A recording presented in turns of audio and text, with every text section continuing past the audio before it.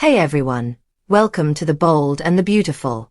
I'm Oma, and I'm so excited to have you here. If you love Bold and Beautiful update, then you're in the right place. Make sure to hit that subscribe button and turn on notifications so you never miss a video.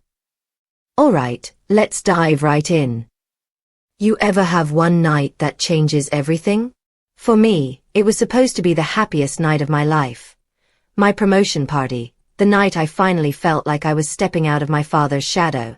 But one mistake, one night of drinking too much, destroyed everything. I woke up to a nightmare I never saw coming, and the woman I loved, Electra, walked out of my life because of it. She thinks I betrayed her, but the truth is so much darker. I didn't cheat. I was tricked, manipulated, and violated by someone I trusted.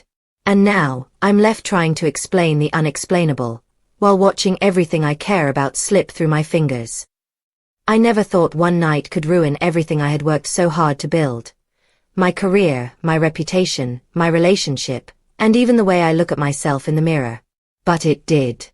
And it all started at my promotion bash, the night that was supposed to be one of the happiest of my life. See, when I got that promotion, I felt like I was finally stepping out of my father's shadow. Everyone knows who Bill Spencer is. And growing up under his name meant I was constantly being compared, constantly doubted. People whispered that I didn't deserve the opportunities one got, that I was only where I was because of my last name. That night was supposed to silence them. It was supposed to prove that I could hold my own. Electra was there too. God, she looked radiant. Her smile lit up the room the second she walked in. I couldn't stop watching her. She wasn't just my girlfriend. She was the person who made me believe I was more than the mistakes I'd made. I wanted her to see me at my best, to be proud of me. And that night, for a few fleeting hours, I thought I'd succeeded. But I drank too much. More than I should have. More than I could handle. I can't even tell you how many glasses of champagne were shoved into my hand by people congratulating me. I kept thinking I was fine, that I could handle it. But I wasn't fine. I was drunk, careless, and vulnerable in a way I'd never been before. That's when everything went wrong. I only remember pieces of it, flashes that don't quite add up. My room. The dim light. The smell of perfume that didn't belong to Electra. A soft laugh. The feeling of hands on me when I wasn't in any state to give anything back. And then the mask. I remember the mask. At the time, I thought it was some kind of strange game, but later, when the truth started unraveling, I realized just how badly I had been deceived. It wasn't Electra. It wasn't love. It wasn't consent. It was Luna. And the sickening part? She pretended to be Electra. She wore her mask, used her perfume, made me believe, or at least half believe, in my drunken haze, that it was the woman I loved. When I woke up the next morning, I was confused, hungover, and horrified. The guilt was instant, like a heavy stone lodged in my chest. I wanted to tell Electra right away, but how could I? How could I explain something that I barely understood myself? How could I tell the woman I loved that the night before we were supposed to take the next step in our relationship, I had been with someone else? The thing is, I wasn't with someone else. Not really. I was violated. But try explaining that to someone who's never been in that position. Try making them understand that I wasn't capable of saying yes or no. Try telling them that the memory of it makes me sick, that it wasn't about desire or betrayal, it was about manipulation. And still, the words stuck in my throat. When Electra found out, not from me, but from pieces of the story that slipped through cracks I couldn't control, her face changed. I'll never forget it. One moment, she was the woman who trusted me, who believed in us. The next, she was someone else. Someone who looked at me like I was a stranger.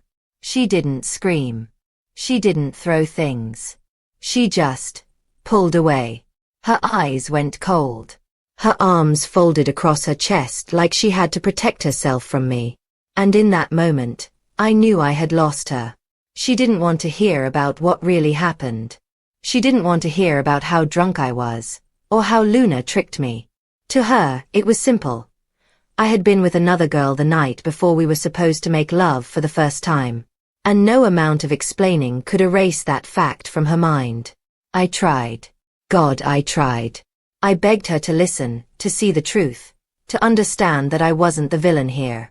But the more I spoke, the harder her eyes grew. She told me I was making excuses. She told me that if I loved her, I wouldn't have let it happen. She told me she couldn't trust me anymore. The silence after she left was unbearable. I sat there in the Forrester guest house, staring at the door like somehow, if I willed it hard enough, she'd come back through. She didn't. The sound of her footsteps fading down the hallway was like a knife being pulled out slowly. I wanted to run after her, grab her hand, beg her not to go, but I couldn't move. My body felt heavy, like I was chained to the floor. My chest hurt. My throat burned. And all I could think about was how fast everything had unraveled. It's strange how one moment you feel like the world is finally on your side, and in the next, it's like the ground caves in beneath you. That's what losing Electra felt like falling into a pit with no bottom. I tried calling her. She didn't answer. I texted her, long desperate messages filled with explanations, apologies, pleas for another chance. I told her the truth. That I was drunk, that Luna had tricked me, that it wasn't what she thought. Hours went by, then a whole day, and still nothing. No reply.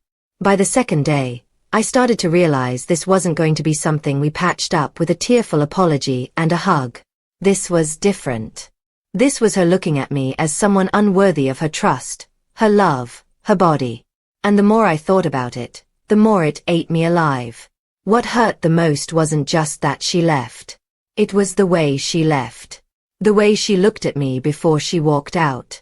Like I was dirty. Like I was less than the man she thought I was. I wanted to scream, to break something, to drink until I couldn't feel anymore. But instead I just sat there numb.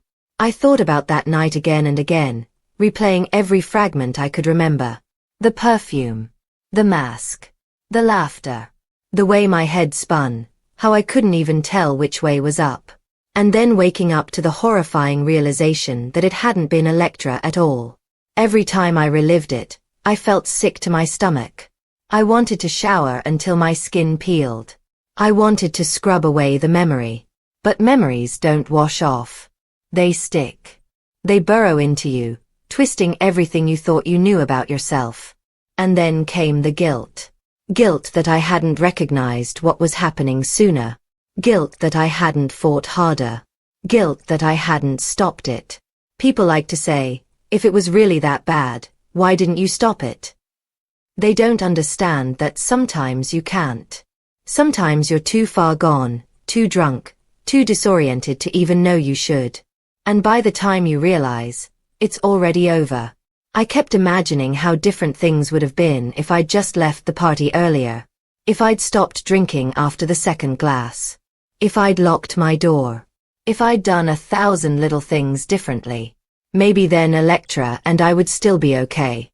Maybe she'd still be mine. But life doesn't give you do-overs. It only gives you consequences. I thought about going to her parents, trying to explain, begging them to talk to her for me. But what would I even say? Your daughter thinks I cheated, but actually I was assaulted. That kind of truth doesn't roll off the tongue. Especially not when you're a man. People don't see men as victims. They see us as weak if we admit it. Or worse, they laugh. And so I stayed quiet. I didn't tell my father. I didn't tell my family. I didn't tell anyone except Electra, and she didn't believe me.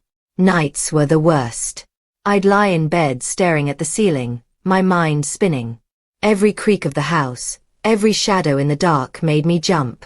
I'd dream about it too, flashes of the mask hovering over me, the feeling of being trapped in my own body. I'd wake up drenched in sweat, heart racing, and the first thought that always hit me was her. Electra. Where was she? Was she okay? Was she crying too, or was she moving on already? Did she hate me? Did she regret ever being with me? Those thoughts haunted me more than the night itself. Because as broken as I felt, I still loved her. and I knew I was losing her more with every passing day.